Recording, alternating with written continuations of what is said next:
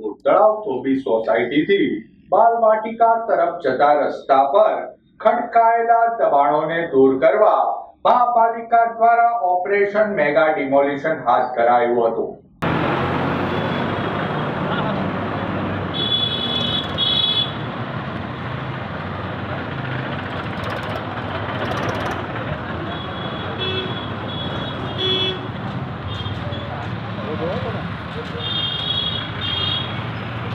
ધોબી સોસાયટીથી બાલવાટિકા તરફ જતા રસ્તા પર 80 થી વધુ ગેરકાયદે બાંધકામ ખડકાઈ ગયા હોય જેને દૂર કરવા મહાપાલિકા દ્વારા ઓપરેશન મેગા ડિમોલિશન હાથ ધરાયું હતું.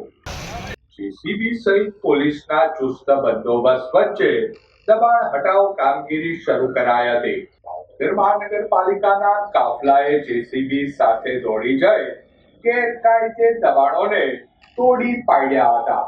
પોલીસના ચુસ્ત બંદોબસ્ત વચ્ચે હાથ ધરાયેલ દબાણ હટાવ કામગીરી દરમિયાન રહેણાંકી મકાનો તેમજ અડચણરૂપ ધાર્મિક સ્થાનકોને તોડી પડાયા હતા. મંગળવારથી શરૂ થયેલ દબાણ હટાવ કામગીરી બુધવારે પણ શરૂ રહી હતી. પાલિકા દ્વારા આજે વહેલી સવારથી જ આ ડિમોલિશનનું કામ કરવામાં આવ્યું.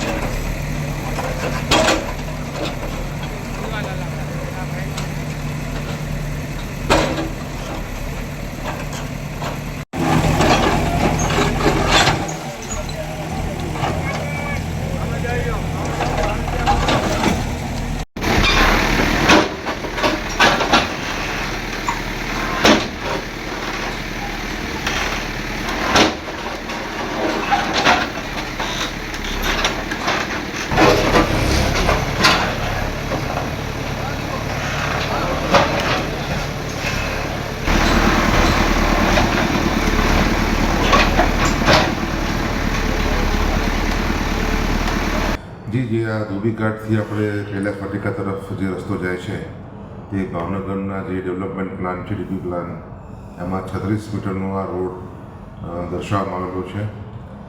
આજે અત્યારે દબાણ જે દૂર થઈ રહ્યું છે તમામ જગ્યા સરકારી જગ્યા છે અને ત્યાંથી રોડ બનાવવામાં આપણને અડચણરૂપ થાય એવા બધા લગભગ 86 ઉપરાંતના આપણા ત્યાં અત્યારે રહેણાંકી કે વાણિજ્યિક કે ધાર્મિક દબાણો ત્યાં આવેલા છે. આ દબાણો આપણે હટાવવા માટે અમને લગભગ 4 મહિના પહેલાં 5 મહિના પહેલાં નોટિસ આપી હતી. તે નોટિસ અન્વયે તેઓ દ્વારા નામદાર હાઈકોર્ટમાં એક એસસી દાખલ કરીને આ દબાણ ન હટાવવા જોઈએ તેવી એમણે માગણી કરી હતી. પરંતુ નામદાર હાઈકોર્ટે માનનીય કલેક્ટરશ્રીના 2008ના હુકમ અને એ હુકમની ઉપર અપીલ થયેલી હતી ખાસ સચિવ વિવાદ એટલે સરકારમાં. એ બંને જગ્યાએ પણ આ જગ્યા સરકારી હોવાનું પ્રસ્થાપિત થયેલું હોવાથી અને ગવર્મેન્ટ કક્ષાએ નક્કી થઈ ગયું છે આ જગ્યા સરકારી છે તે આધારે નામદાર હાઈકોર્ટે તેમની પિટિશન કાઢી નાખી હતી અને આ જગ્યા સરકારી છે અને જે ધોબીઘાટ માટે ફળવાયેલી હતી એના સિવાય અન્ય હેતુ માટે ઉપયોગ થયો છે તેમ કરીને કોઈ રાહત નામદાર હાઈકોર્ટ દ્વારા તેમને આપવામાં આવી ન હતી. ત્યારબાદ અમને જણાવવામાં આવ્યું હતું કે ભાઈ 4 વીક બાદ આપ આ દબાણ દૂર કરી શકો છો, પરંતુ સંજોગો વસાત તે દરમિયાન લોકસભાની ચૂંટણીની જાહેરાત થતાં અહીંના જે મતદારો હોય તે જો સ્થાનાંતરિત થાય તો તેમને મતાધિકારનો પ્રશ્ન ઉપસ્થિત થાય, એટલે મહાનગરપાલિકા દ્વારા તે દરમિયાન દબાણ હટાવવાનું સ્થગિત રાખવામાં આવ્યું હતું લોકશાહીના એક વ્યાપક પર્વને ધ્યાનમાં રાખીને. અને આ 4 વીક પૂર્ણ થઈ ગયા હતા, મહાનગરપાલિકા દબાણ હટાવી શકે હતું, પરંતુ ચૂંટણીની તારીખો હોય, મતદાનની તારીખો હોય, આપણે દબાણ હટાવ્યા નહોતા.